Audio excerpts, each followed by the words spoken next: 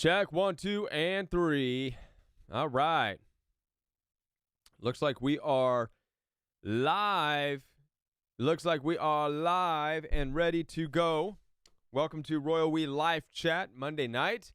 My name is Kevin, and we are here to talk live about narcissistic abuse, toxic relationships, all kinds of issues, whatever's going on in your life. What I'm going to do really quick is put the telephone number up on the screen because this is not it's an opportunity for you to be able to call in and talk with me. And as long as you know that we're live, but it's a great way to be able to talk about the things that you're going through. Maybe ask some specific questions or just, hey, what's up, Doris? How are you? It's good to see you. Or if you just want to share some of your story to encourage other people, this is the place for that. This is what we want to do. So I'm putting up the phone number right now. Area code included. Call now. So we can go ahead and get people calling in. Hi, Jessica. How are you doing? Mark, what's going on? I'm going to say hi, all. It's good to see you. It's good to be here. So I posted the telephone number, so you're welcome to call in at any time, and we'll chat. We'll chat about whatever's going on, some things that you want to share. Hi, Mark. Things that are going on in your life, specific questions that maybe you haven't had answered, questions regarding certain videos, perhaps, that need some clarification. Hi, Emily. How are you doing? By the way, Tanya's not going to be in this evening. She's visiting with family. Good evening, Catherine.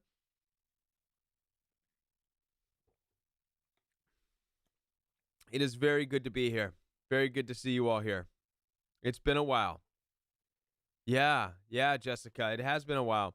I'm glad to be doing the live again as well. And there was a couple of weeks ago, not last week, but the week before, I believe I was having some technical issues, but I got all that resolved. In addition to that, I may even expand on the live segment. I may start to go live every Monday night and Wednesday night. It just depends. We're gonna see. I'd like to be able to do that, to do more live interactions with y'all. Hopefully, get more phone calls and opportunity to share with people what's going on and talk about things and answer some very specific questions. It's, when you work in trying to put out videos on YouTube about narcissistic abuse in this particular niche, sometimes it's easy to go off on tangents, and I forget the beauty of simplicity. I forget how really what people need is just simple things, basic things, like what I needed. Very specific questions, very, very specific things, and help to understand this. And so I want to start to do that, hopefully more with the live show, with the live connections with you all over the phone. When you ask ask specific things, want to talk about specific things, it helps to really focus in and hone in on some issues that people might be facing, instead of trying to elaborate and come up with all these, you know how it is. Sometimes my mind, and I see it in others as well, we get so, it's easy to get so metaphoric and so creative, and when really we just need simple solutions. I try to remind myself, I'm doing this now more than I used to, but I'm trying to remind myself, what was it that I really wanted to hear when I was going through narcissistic abuse? What did I really want to hear? I can't lose sight of that, because I was going through it just like everybody else. I was in that moment. I had no idea. I felt like nobody was listening to me. I was not getting the information that I needed. I wasn't getting the help from church, from family. And so when I look back, I'm trying to figure out, what was it that I really wanted to hear? Because as I went on YouTube and searched for things, I was getting bits and pieces, and it led me down that road. And but I want to help just bring that very simplistic, very easy to understand idea. So with that, let's see what's going on with all of you. It's good to see all of you. Blessed to be here. Judy Moore, it's good to see. It's good that you're here. Mark Hobbs, really like the video about narcissistic drive. Yeah, that video was definitely a good one. I've seen this in lots of narcissistic people. Obviously, narcissistic people are very driven individuals, and I have always thought it fascinating that they're so driven, but at the same time, they're so absent from certain things. They're so driven that they're gone. And it brought me to realize that their drive is not a normal drive where you're driven. I mean, it's normal to them, but it wouldn't be what you would want. When you meet somebody who's a driven person, for example, and they're like, man, look at that person's drive. They stop at nothing. Okay, that's great. But what if that person then is married or has kids, right? And all they do is their drive. And the kids are kind of in the situation where they're just not good enough to slow the person down. And also a wife. Maybe you're a wife, and as a wife, you feel like you're not good enough to slow the person down, you know? Jessica, you just blessed my heart. Wow, girl. Thank you. Thank you. Jessica, thank you. Jessica, I want to sing you a song or something. That's amazing. I think I'll spare you. I'll spare you my singing voice right now, but thank you so much. I appreciate that. At any rate, the drive that narcissists have, we have to make sure that we are not overcome by or fooled, if you will, by how motivational and encouraging it seems. It's one thing to stand at a distance and say, wow, that person's really driven. It's another thing to get really closely connected to find out that they're narcissistic, and the reason they're driving is because nothing is ever good enough. They never slow down, never calm down, which leaves people who love them just in the dust, leaves them broken. And oftentimes, in worst-case scenarios with these types of narcissistic individuals, not only is things are not good enough, but they're constantly restless and scrambling, so it's oftentimes they start and never quite finish certain things. Then they jump onto something else, and they eagerly and aggressively pursue that. And this can become very traumatic because not only are they not feeling like they're not making it, but they really aren't. So whoever's with them and whoever loves them is being dragged behind them, impoverished and poor, and, with nothing to show for it. Right? And they keep believing, the narcissist, that they're going to make it, and it never does, because the narcissist is so restless, right? So that was a good video. Jessica Patrick says, I love your music. Ah, thank you. Thank you. I'm so blessed. I'm so blessed by you, Jessica. And awesome. Right. Well, listen. Well, then I will have to put some music up there one of these days. I'm going to have to put some music up there. I did make a song, by the way. I'll share this with you all. I made a song. I made a song back when I was going through the narcissistic abuse, and it was a very aggressive style song. It was very rock and hip hop-ish and very corny. And what's interesting, and I have it, and I was thinking about putting it out on the Royal We, but I'm thinking, no, I will lose everybody because it's going to come across as cheeseball, narcissistic.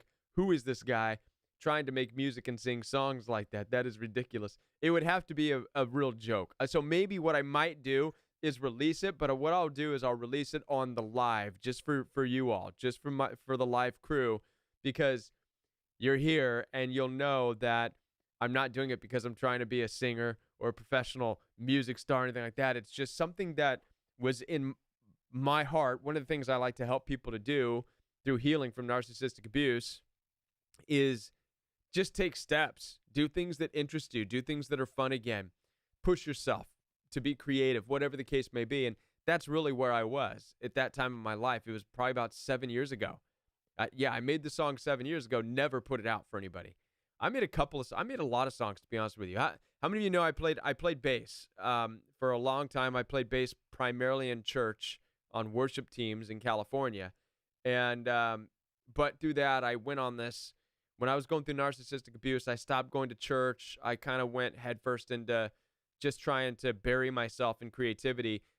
because I was trying to escape dealing with the pain of the narcissistic abuse, if that makes sense. And which is, it's part of the healing journey. And out of that, I created my own songs, and they were pretty wild, pretty weird stuff. So what I might do is put them up here, put them on this channel. I'll put a song on this channel here for you. So anywho, I want to hear his music. I love music. Yeah, well, look, this is not like, you could call it music. I mean, it is noise. Noise is considered music. But yeah, don't expect much. All right, it's definitely no. I'm no. What's it called? Oh gosh, no Rod Stewart or anything like that. All right, so no Journey. That's for sure. We want to hear your music. All right, I'll deliver. I will deliver. So expect it soon. I may make a little music video and something for y'all. Put it up there. So let's talk about some stuff here now. Since you're all here, anybody have any questions? Would anybody like to call and talk? The telephone number is here somewhere. I'll put it up again. If anybody would like to call and chat with me, you are more than welcome to. I'm going to put the telephone number back up. I'll put it back up there. There you go. Call in, and we'll probably go another 20 minutes or so. And anybody's welcome to call. You're welcome to call and talk and see what's going on. Talk about some of the videos that are coming up. I think I expressed to you that I'm trying to simplify the videos. I spent for the longest time, and this is part of the healing journey of narcissistic abuse as well, but it overwhelms your senses.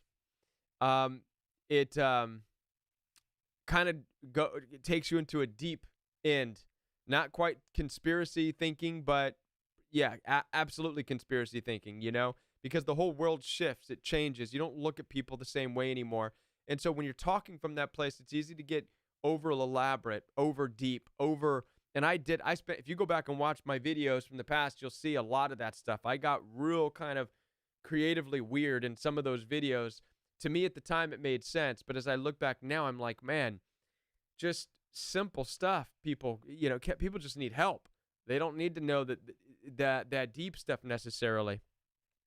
So that's what I'm going to be focusing on in the next couple of weeks.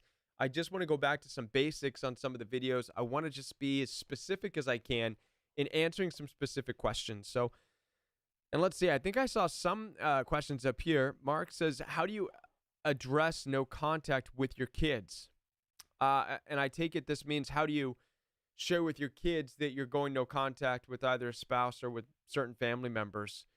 That's a difficult one. I think that they would need to be at a certain age where they would understand it. If they're too little to understand what no contact even means, and you'll be able to tell right away, because as you talk to them, you're going to lose them. You're going to lose their attention. They're going to be all over the place looking. They're going to want to watch Ryan's World on, YouTube. Like, okay, yeah, that's great. Can we change the channel now? Right. So that's key. Age is a key factor. Do they even want to know about no contact? Right. That's a factor too. Now, if they're older children and they are curious, what's going on? Why aren't you all talking? What's the deal? Then you can slowly start to roll out what no contact is all about. Why? What's going on? And what the benefits of what it's doing. That's how I would approach it. This is the benefit. We're not fighting, okay? That's how I would do it. I wouldn't rush to try to get little kids to understand something they're not going to understand. That just wouldn't make sense. It'll confuse them. It'll just give them more questions, and it might even frustrate you because you're like, why don't you get this? Why don't you get this? They're narcissists, doggone it. And your kids are like, what? They're what? Right? They don't think of it. They don't think of the world like that yet. They understand good and evil, but that you want to be careful with. Your mom is evil. Your dad is evil, right? Okay, now sometimes this really is the case. Other times it's just the only way you know how to express your hurt and your anger because of narcissistic abuse. Not necessarily something you want to tell your kids how evil they are over, right? You just want to chill out on that. And like I said, the best thing to do is wait until they're old enough to be curious as to what happened in the relationship.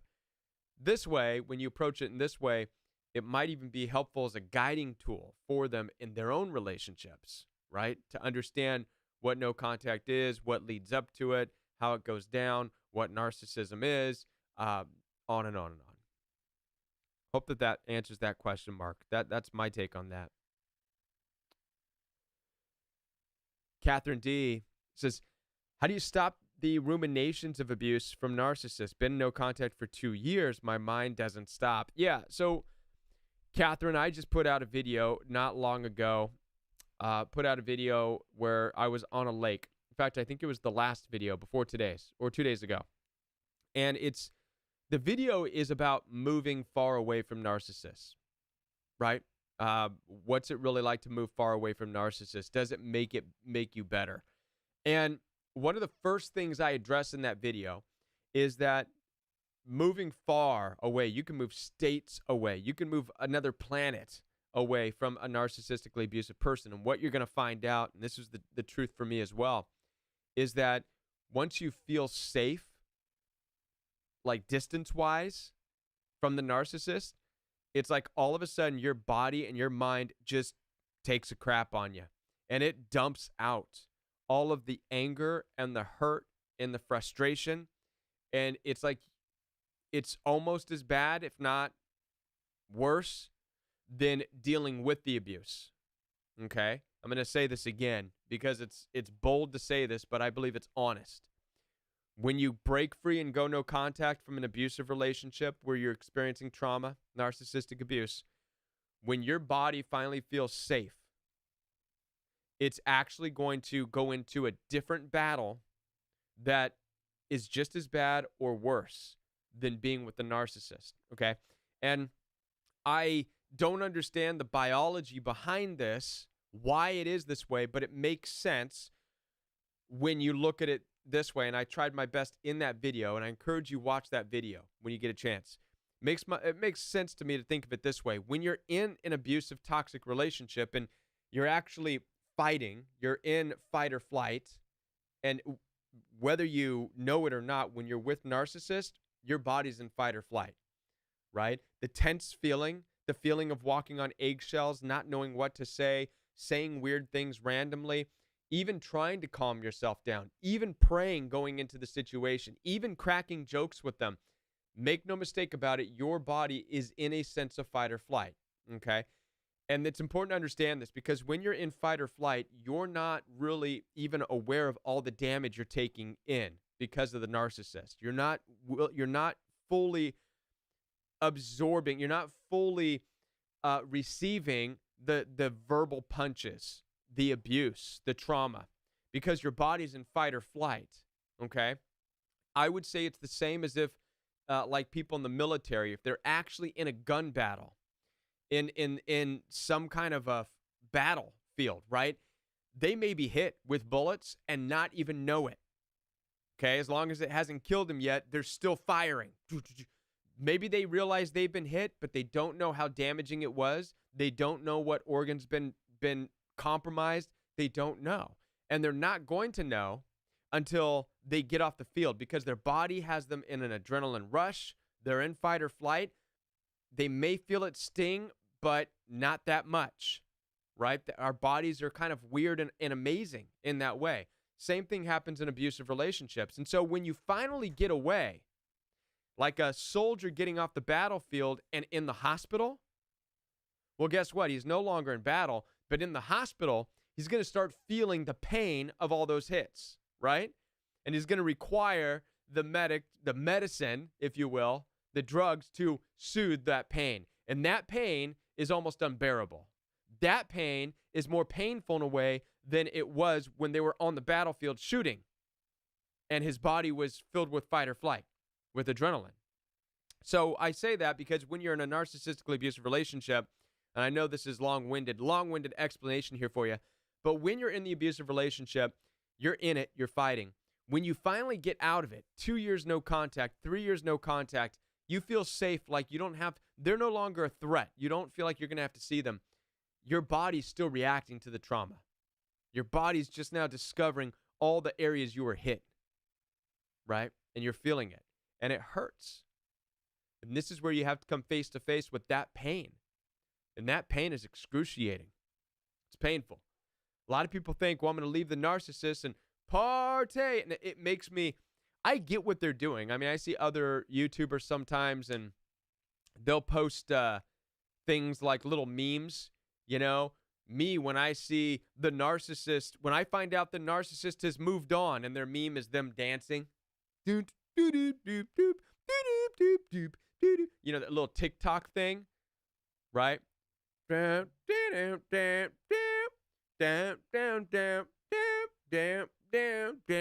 I get what they're doing. They're like, yes, I'm away from the narcissist.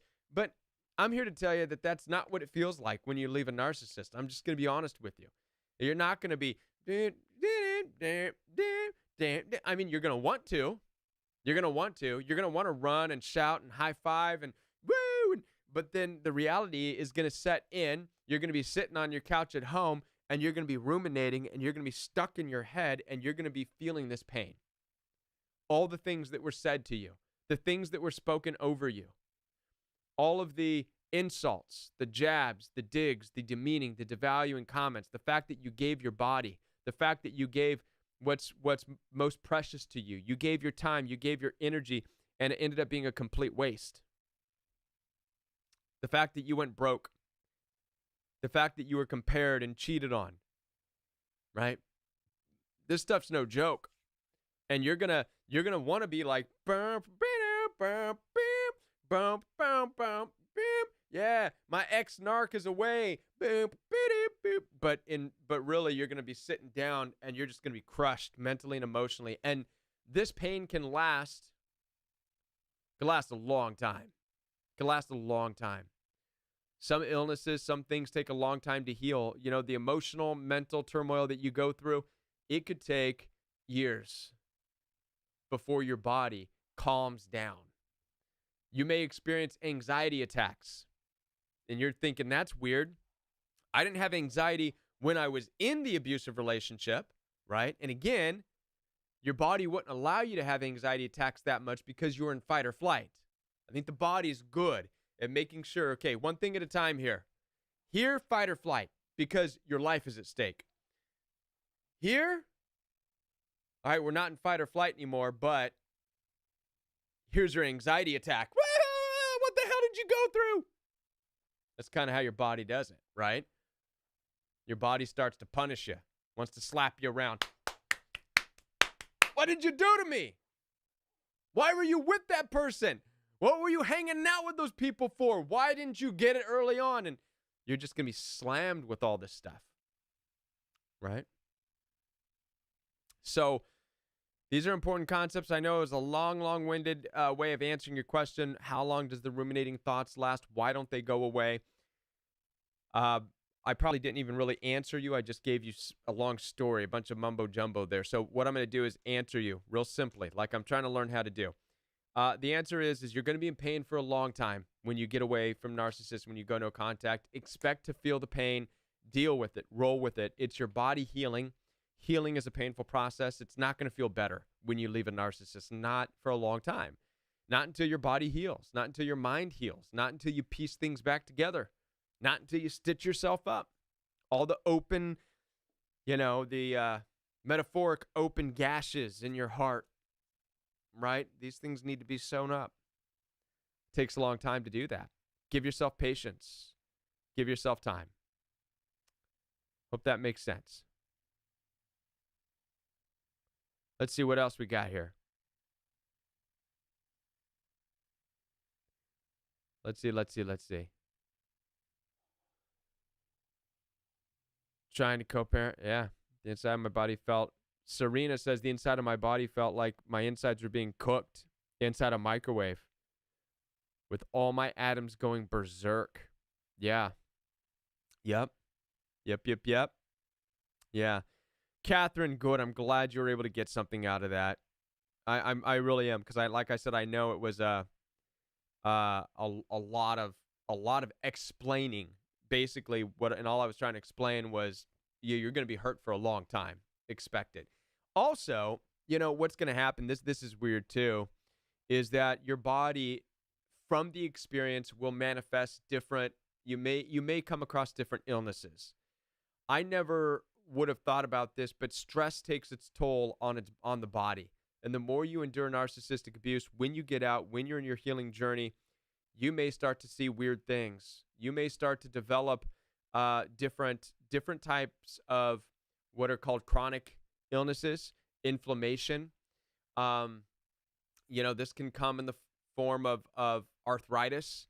You could start to form certain things, tachycardia.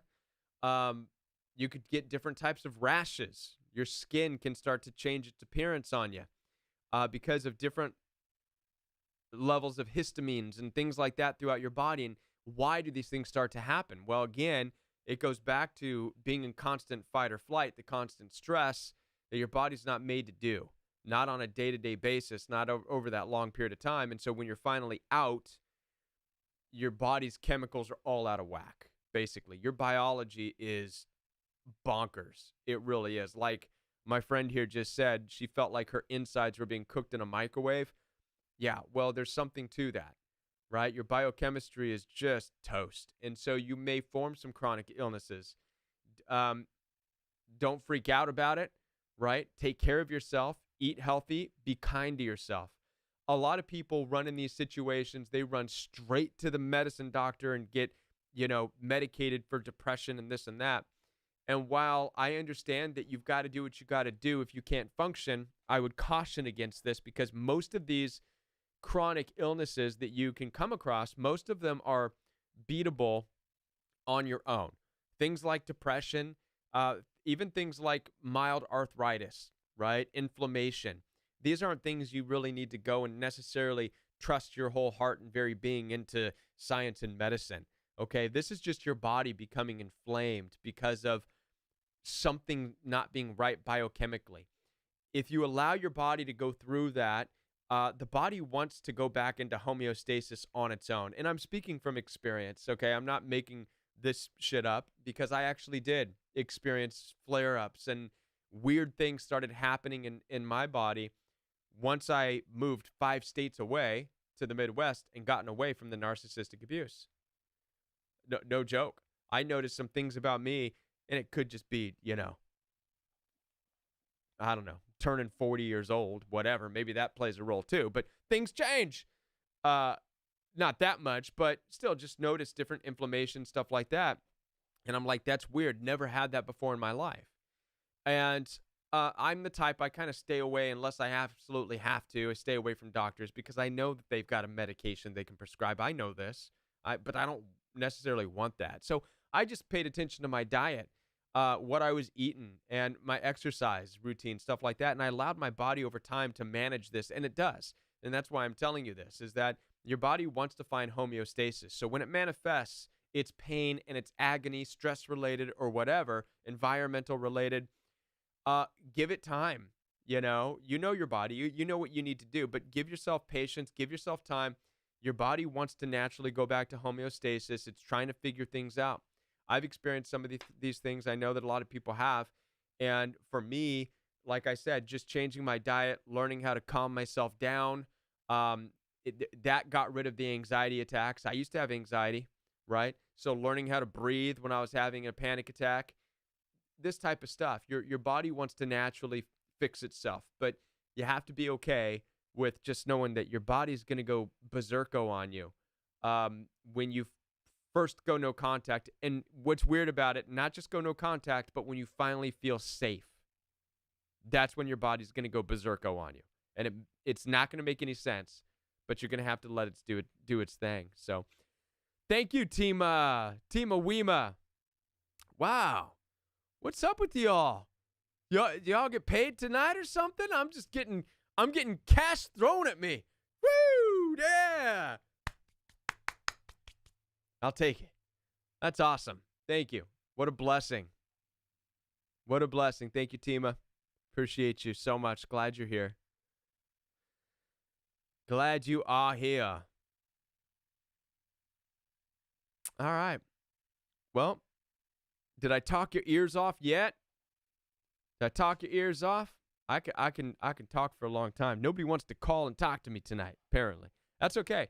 We have next week. Also, I'm thinking about doing this every Monday and Wednesday. If I do it Wednesday nights, I'm going to want to organize it better.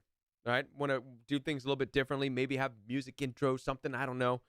Have a different display. My goal is to really get people to call in. Like someone's calling right now from Texas. All right. I know what's happening. You're afraid I'm going to end the live stream, so you're calling in now. All right. You're live on the Royal We. Hi. Hi. Can you hear me? I can hear you. Can you hear me? I can. How are you? I'm doing good, and I guess my question actually pertains to what you were just talking about. My anxiety and emotions were at its worst after the no contact, and I was just wondering if you think therapy is helpful for a narcissistic abuse victim. Yeah, what kind of therapy specifically? Like just a regular therapist. I feel like you need a special therapist. Like, is there a special therapist that deals with that? Because I strongly feel that people who haven't been in the same situation really just don't get it. So how do you find that person? Right. And so this is where therapists, typically counselors, oftentimes let people down when they're trying to heal from narcissistic abuse, okay? Because they don't necessarily understand. Now, these people can be extremely well educated and understand the psychology of people and abuse and this and that. But what I've discovered myself, what I found out from people who talk with me, is that even with that book knowledge, they're just not able to connect. There's still something off about the whole interaction. Because I know that therapy usually is more helpful for your own problems. Okay, and you just answered exactly where I was going to go with how therapy can help.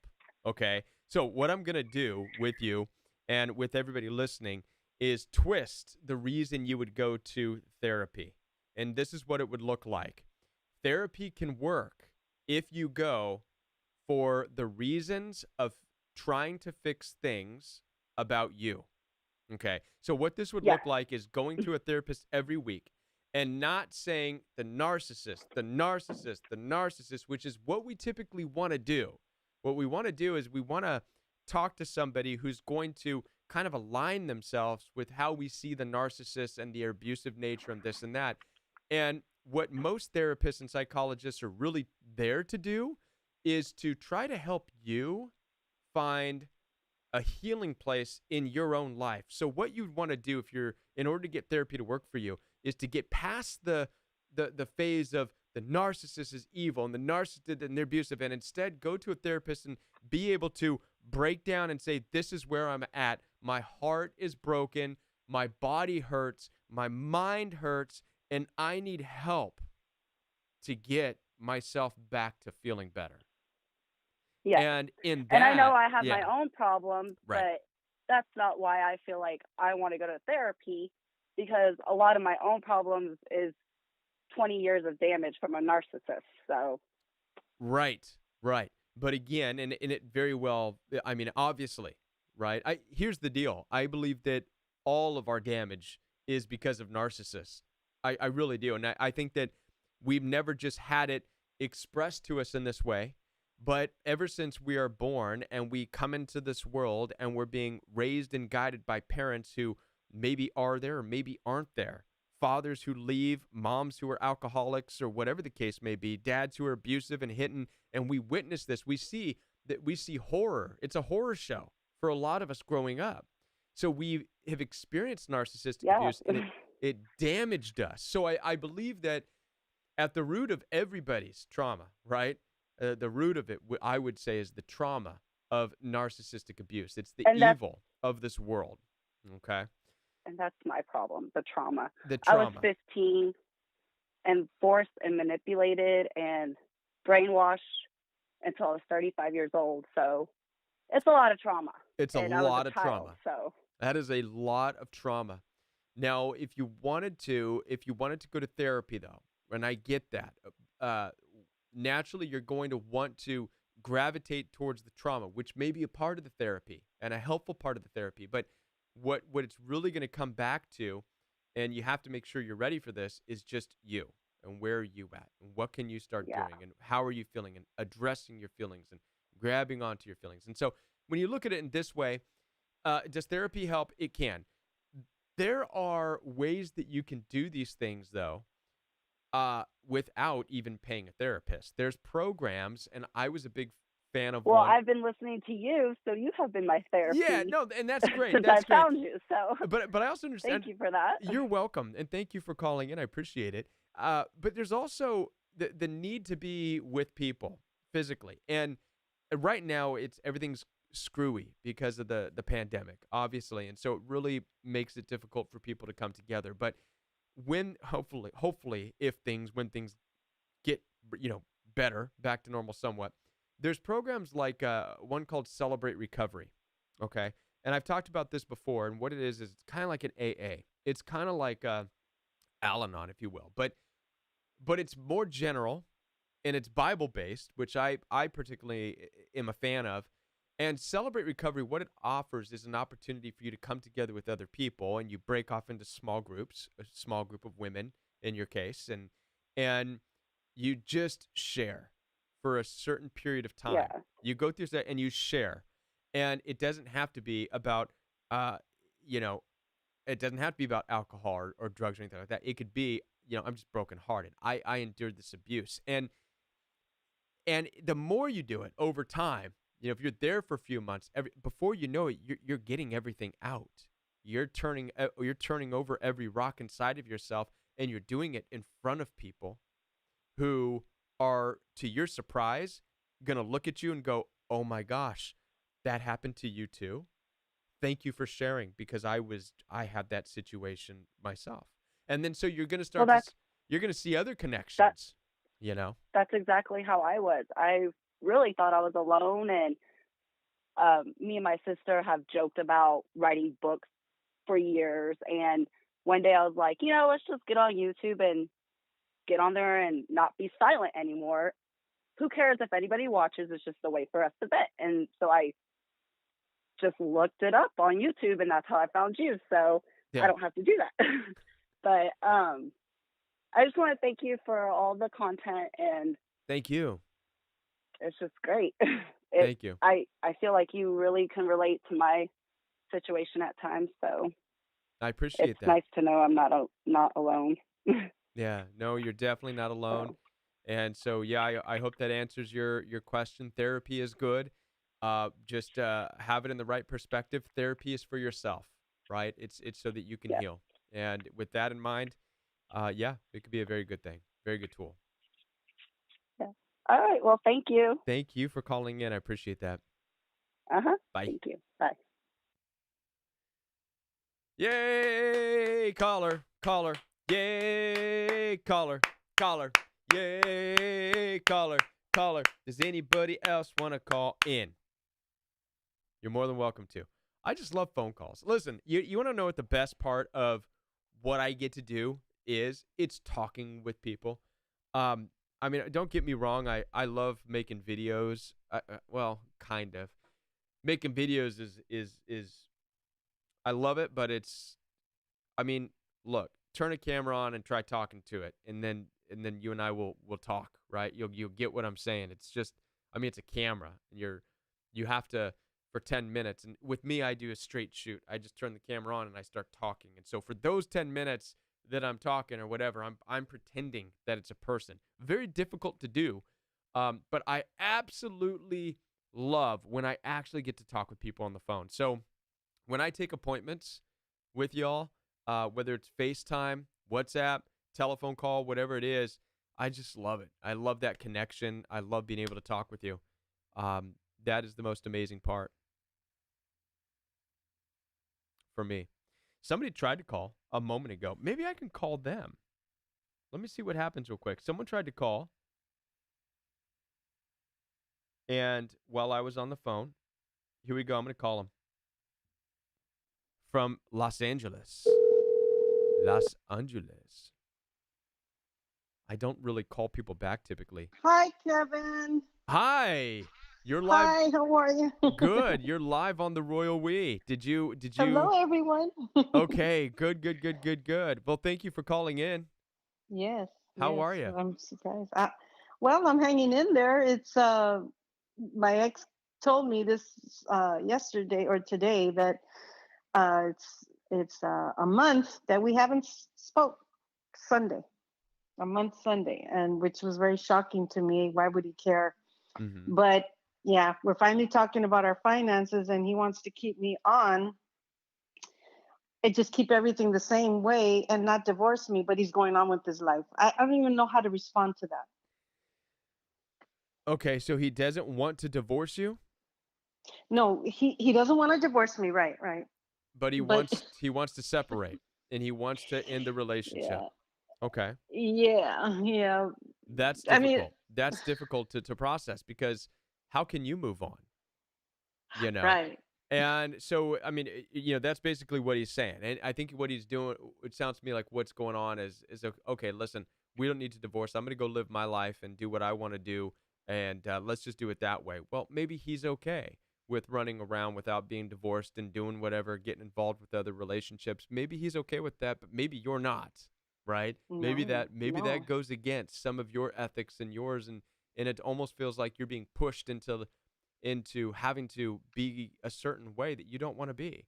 You would much rather just exactly, finalize it.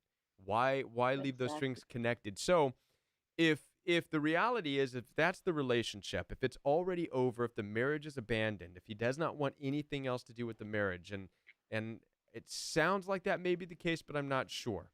But if that is the case, then the marriage is abandoned. Then you would have to take every initiative to get done what you need to get done for you. If that means you had to take the initiative to file, and Well, you my get it done. counselors, well, my counselors at church, they're telling me to just hold off on it. He's being mentored, but what he told me today was, oh, he didn't like the joint heirs class. He didn't like what they had to say. He's not going to return to church. It's my church. I'm the one that's been a believer most of our marriage. And he's just been, Yeah, hanging around. But what struck me was that, okay, then if you're saying all this, why are you saying it so irritated? If right. you're okay with everything, and he texted me on Sunday, which he always does this on a Sunday. He left on a Sunday, and he wants to talk on a Sunday when he knows I'm at church, and he says, would you like to meet, or would you prefer the phone? And I'm thinking, how do I answer that? It's like, I don't want to see you. You're gone. I'm Yeah, listening to your no contact, just leave. And it seems to be irritating because he's so used to me going after him for the right, past 20 years. And let's just keep working on it. Come on, stop throwing a tantrum. Let's just keep working on it. I've called him on his narcissism for a long time. right. I not rudely, not disrespectfully, but I just really got tired of some church members telling me, "Oh, well, you're being rude. You're supposed to be respectful to him." And I'm thinking, I couldn't hear that anymore because I thought, Right. you're hurling all these horrible things and obscenities. I can't even ask you, is there milk, because you fly off the handle, and Right. I'm supposed to be loving. I don't understand that. Yeah, the church becomes an epic failure when it comes to helping Oh, people yeah. through very toxic, very abusive relationships. The church takes the standpoint of, well, look what Jesus went through. He was beaten and Right. he was bruised and he had a crown of thorns put on his head and he was whipped and he died and look, he still loved everybody. I think that is probably one of the most, excuse my language, but ass backwards way to see the Yeah. situation. Jesus went through what he went through because it was his purpose. It was his calling. It was his mission. God had him do that. God doesn't have us all walking into abusive relationships so we can get our asses kicked and so we can be cheated on and called names and demeaned and devalued.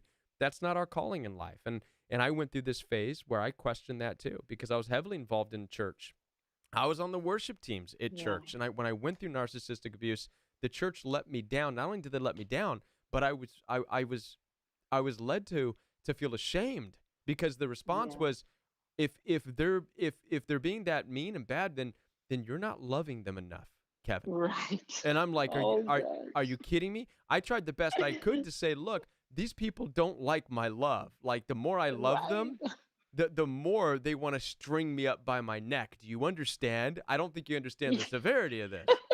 Exactly. This is not a look. I mean, and it makes me sometimes think these pastors or churches are just idiots. Look, you cannot, if there's a crazy person waving a knife around in the middle of the street, right?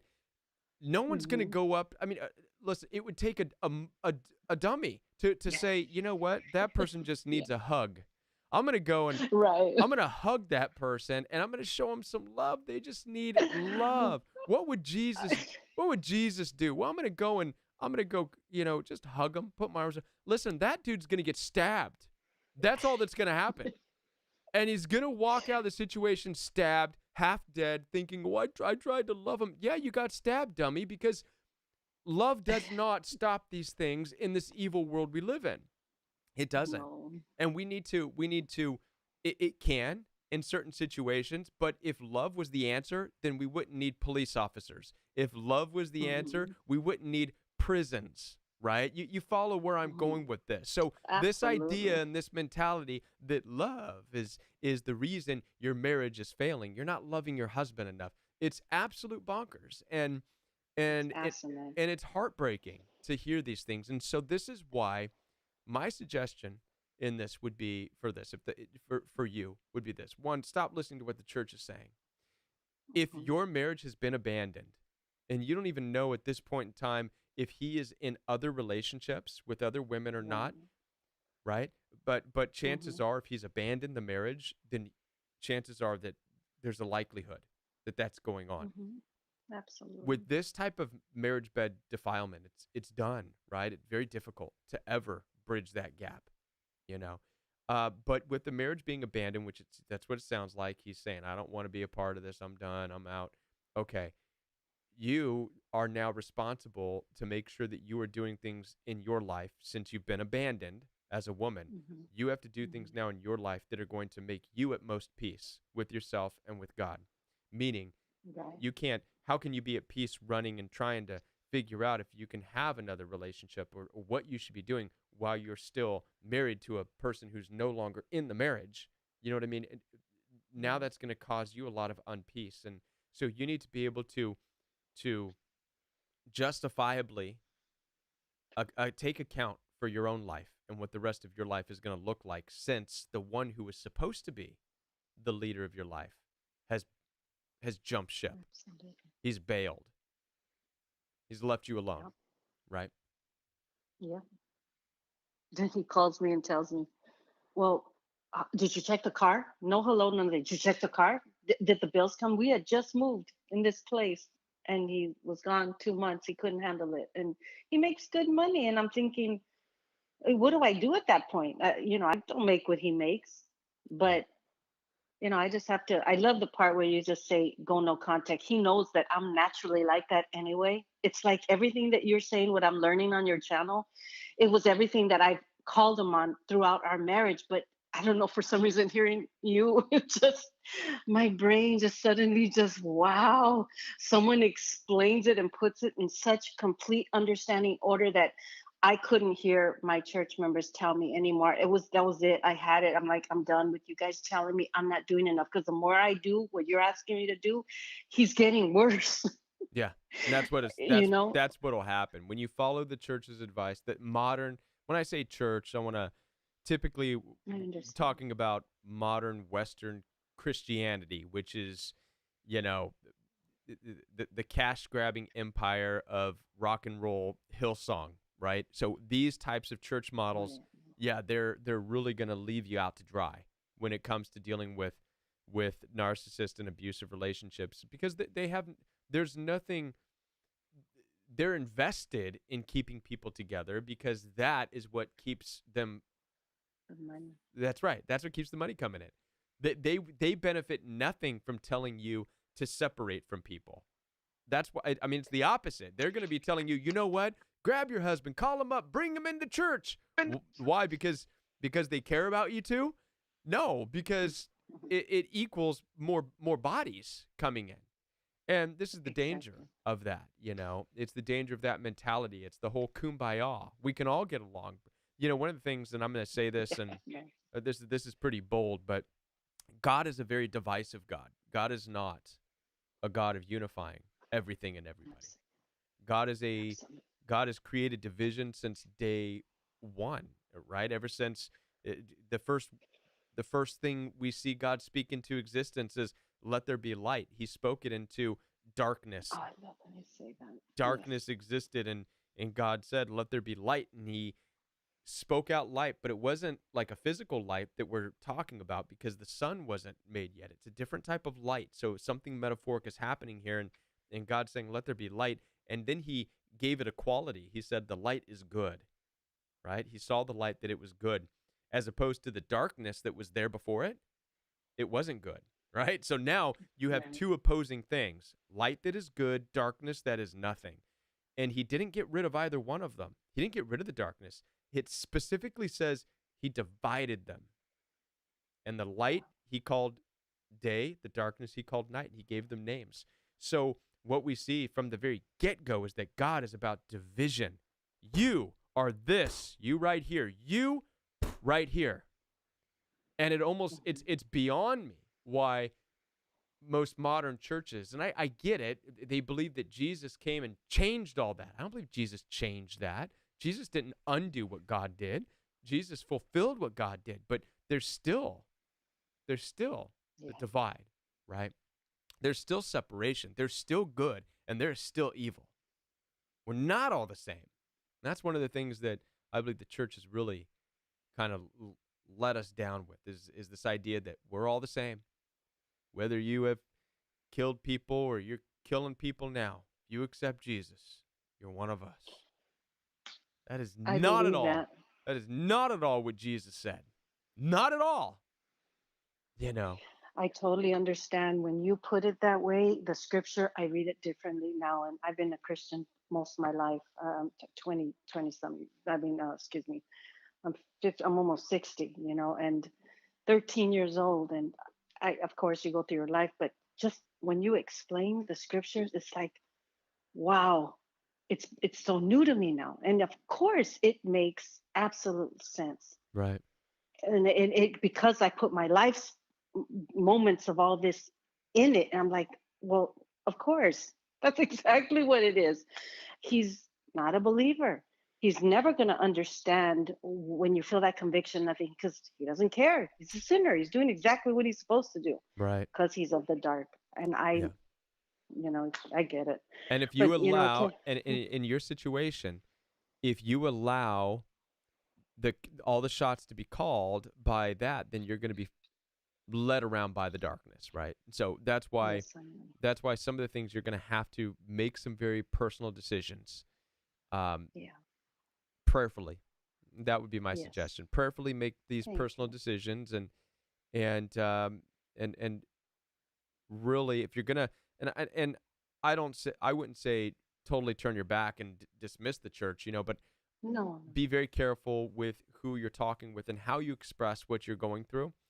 And Hmm. as opposed to asking for permission to do what you need to do, instead I would talk with them about this is what you're going to do.